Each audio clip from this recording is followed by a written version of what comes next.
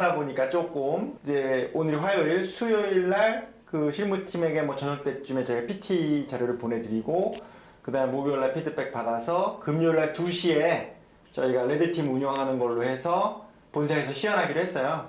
그럼 이제 제가 첫 번째로 브리핑을 하고 그 브리핑에서 나온 그런 모습을 한번 보시고 또 이제 동영상을 분석하시면서 한번 연습하시는 그런 시간을 한번 가지시면 좀 수월하실 것 같아요. 그렇게 하고 나서 국내에 들어오시면 바로 좀 몸 만들기 작업에 돌입해서 월요일 날 본부장님한테 한번 시연하시고 그 다음날 좀 쉬셨다가 10시 반에 이제 시연하시는 걸로 이렇게 스케줄 되는 겁니다. 뭐 수월하죠. 이건 많이 좋아해주셨습니다. 그래서 좋은 것 같고. 잠시만요. 녹화 좀. 녹화해 주시면 됩니다. 예, 됐습니다. 그 본인 모습이 크게 나온 거를 이렇게 보셨더니 어떠셨습니까? 갈 길이 멀구나 생각이 들더라고요. 지금 이런 표정 좋으시고요. 제일 문제가 되는 게 사실은 표정이죠, 표정. 대부분 이제 육성하고 표정하고 두 가지가 제일 이제 좀 가야 되는 부분이 있고 거기에 좀 제스처 같은 것이 좀 들어가주면 더 좋은데 오늘 확인해 봤더니 거기가 마이크가 없대요. 그래서 육성으로 70분간 하는데 직원 말로는 몹시 고통스러워 하더라 라고 얘기합니다. 와서 발표하신 분들이 다 굉장히 고통스러워 했다라고 해요. 그게 이제 하다 보면은 마이크가 없으면 목소리가 점점 커지거든요. 그래서 끝날 때쯤 되면 되게 목이 막 갈라지거나 그럴 수밖에 없을 수 있어요. 우리가 조금 대비는 하긴 할 건데 그렇다고 해서 뭐 이렇게 핸드 마이크나 이런 걸 가지고 가자니 조금 남들 눈에 좀 띌 수 있어서 그런 부분이 좀 있고 그것도 여러 가지 대화를 연습해 보긴 할 건데 제일 좋은 거는 에 마이크를 좀 넣어달라고 하는 게 좋기는 제일 좋습니다. 그럼 좀 서비스가 아니죠. 사실 70분간 이렇게 육성으로 30명을 모아놓고 한다는 거는 쉽지가 않거든요. 방법을 좀 찾아보고 연습도 좀 해보고 이렇게 해보겠습니다. 우리 뭐 간이 마이크 같은 거를 가져가든지. 보셨을 때 또 뭐가 어떠셨습니까? 무슨 느낌을 받으셨습니까?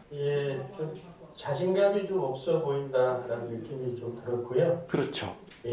그다음에 발음이 좀 정확하지 않다 이런 생각이 듭니다. 이 정도 발음이면 좀 훌륭하신 편이고요. 장점도 있습니다. 템포가 빠르지 않으세요. 이거는 굉장히 큰 장점입니다. 왜냐하면 우리가 35분간 발표를 하니까 그 시간을 충분히 쓸 건데 빨리빨리 말하면서 하면은 되게 당황하거든요. 근데 이제 10분짜리를 하면 진짜 서둘러서 보통 이렇게 쉼표도 줄여가면서 우리가 연습을 하는데 이게 시간이 35분이나 되니까 쉽게 할 수 있어요. 느긋하게 하시면 됩니다. 느긋하게 하시면 되고 오늘 배우실 거는 질문이 나왔어요. 이제 우리가 질의응답을 하고 있는데 상대방이 질문을 했습니다. 이것은 무엇인지 좀 알려주십시오. 설명해 주십시오. 이렇게 얘기가 나왔단 말이에요. 그러면 답변을 어떻게 해야 될까요? 짤투단으로 해요. 짤투단으로 하는데 빨리 답변하시는 거예요. 그런데 질문 분석도 내용이 안 되는데 어떻게 분석합니까? 이런 겁니다. 이건 몇 가지 팁이니까 제가 알려드리는 거예요. 자, 이건 어떻게 됩니까? 라는 질문을 받으시면 바로 대답합니다. 너무 좋은 질문 감사드립니다. 저희가 꼭 답변하고 싶었던 내용인데 질문해 주셔서 진심으로 감사드립니다. 이런 멘트를 치면서 시간을 버시는 거예요. 아니면 본인이 잘 모르는 내용이다 그러면 질문해 주신 내용은 저희 회사의 재무구조와 얼마나 탄탄한지에 대한 질문을 해주셨습니다. 여기에 대해서는 저희 담당자인 누구누구가 대신 부장이 책임이 답변 드리겠습니다. 시간을 약간 벌어주시는 필요가 있는 거예요. 제일 안 좋은 거는 뭐냐? 질문이 나왔는데 모르는 얘긴데? 이거 어떡하지? 이런 표정 짓는 게 제일 안 좋은 거예요. 근데 실제로 되게 많이 하거든요. 그 다음에는 질문이 나왔을 때 정리하는 시간을 받기 위해서 되게 뜸을 들이면서 답변하는 경우가 있어요. 그럴 필요가 없다라는 겁니다. 첫 번째, 그 질문에 대해서 제가 답변 드리겠습니다라는 말을 먼저 하고 나서 그 다음에 뜸을 들이는 거는 사람들이 딜레이라고 생각하지 않아요.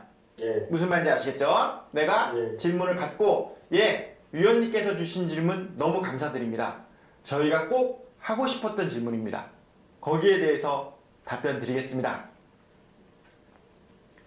하고 좀 생각한단 말이에요. 그리고 페이지를 찾을 수도 있잖아요. 이렇게 딜레이 되고 있어도 상대방은 이게 질의응답 준비하느라고 딜레이 되는구나 이런 생각 안 한다는 거예요. 근데 질문을 딱 받았는데 갑자기 페이지를 넘기거나 이렇게 됐을 때는 상대방이 딜레이 된다라고 생각해요. 그래서 신용도가 절반으로 턱 깎여서 들어갑니다.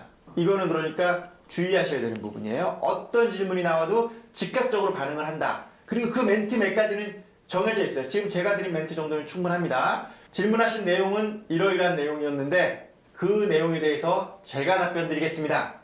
이렇게 해서 시간을 벌 수도 있고, 아니면 다른 사람이 답변 드리겠습니다 라고 해서 시간을 벌 수도 있습니다. 그 다음에 똑같은 패턴이 반복되면 안 되니까 너무 중요한 질문을 했을 수도 있잖아요. 그런 경우에는 너무 좋은 질문이십니다, 저희가 꼭 발표하고 싶었던 내용입니다, 거기에 대해서 설명드리겠습니다 하고 뭐 자료를 찾든 뭘 하든 하시면 되는 거예요.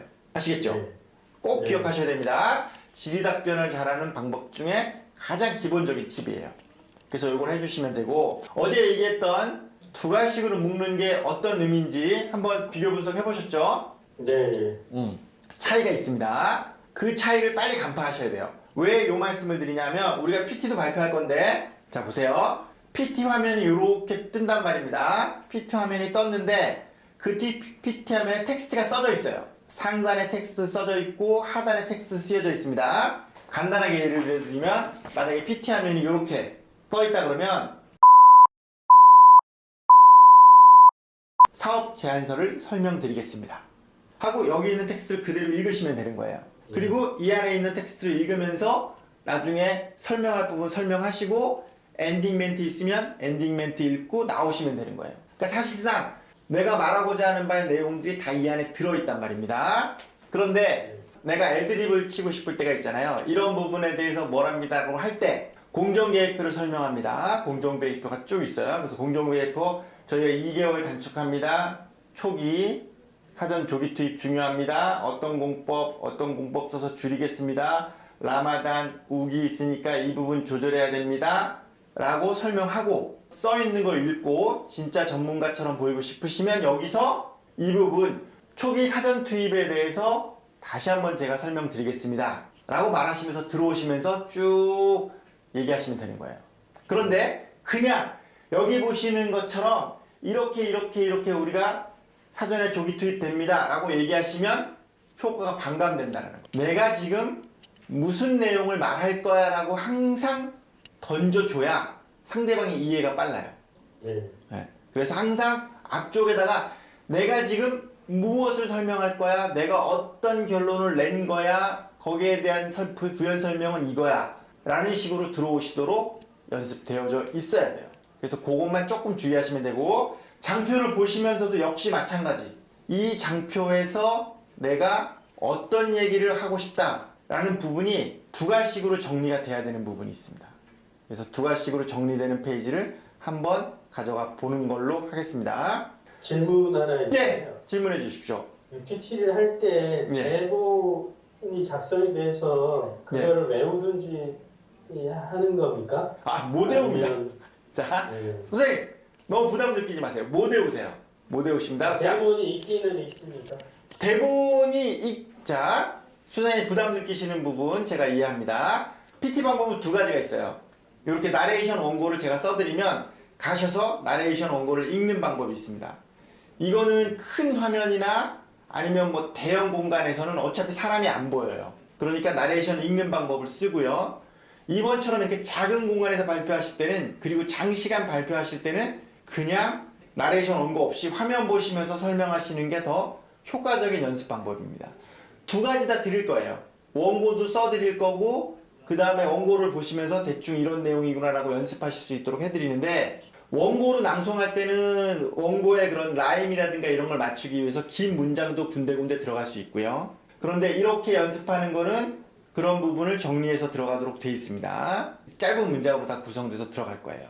그래서 두 가지 중에 원고를 낭독하는 것과 이 화면을 보면서 이렇게 설명하는 식으로 발표하는 것, 어느 게 더 힘들다고 생각하십니까? 원고를 낭독하는 게 더 힘들다고 나오더라고요. 예. 훨씬 힘들다. 훨씬 힘들어요. 진짜 거품 물 정도로 힘듭니다. 그거는 육체적인 트레이닝을 가하는 거니까 지금 우리가 이렇게 연습하지 않아요. 그거는 진짜 원고 딱 주고 읽어보십시오 해가지고 계속 수정 작업하는데, 굳이 이번에는 그럴 필요까지 없어서 해보시고 부담 느끼시면 해보시고 편한 방법 쓰시면 되세요. 근데 대부분 이거 두 가지를 두고 하라고 하셨을 때 대부분은 그냥 PT 보고 내가 설명하는 거 하겠다 이렇게 말씀 많이 하셨거든요. 너무 걱정하실 필요 없고요. 제가 다 해드립니다. 두 가지를 다 드리고 두 가지를 다 하실 수 있도록 해드릴 거예요.